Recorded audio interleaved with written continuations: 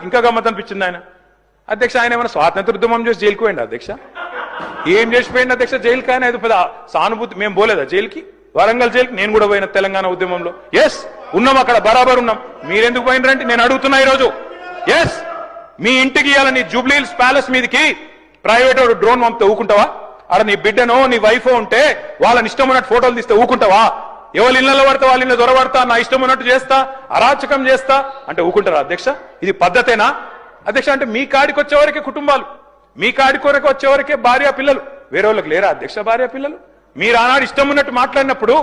లేని రంకులు అంటగట్టినప్పుడు ఇష్టం ఉన్న సంబంధాలు మాట్లాడినప్పుడు ఆ రోజు లేవా నీతులు చివరికి మా ఇంట్లో పిల్లల్ని కూడా తిట్టింది మీరు కాదా ఆనాడు మా ఇంట్లో చిన్న చిన్న పిల్లల్ని పట్టుకొని మైనర్ పిల్లల్ని పట్టుకొని బూతులు మాట్లాడింది మీరు కాదా మీరేదో పెద్ద సానుభూతి కోసం మాట్లాడితే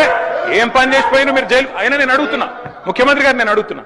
అధ్యక్ష జైలుకి ఎవరు పంపుతారు అధ్యక్ష ప్రభుత్వాలు పంపుతాయా కోర్టులు పంపుతాయి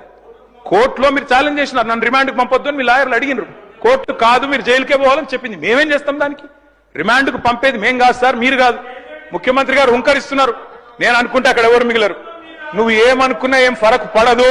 నువ్వు ఏం చేసుకున్నా ఏం ఫరక్ పడదు నువ్వు అనుకుంటున్నావు పదవి శాశ్వతం అధికారం శాశ్వతం ఏది శాశ్వతం కాదు అధ్యక్ష నేను కోరుతా ఉన్నా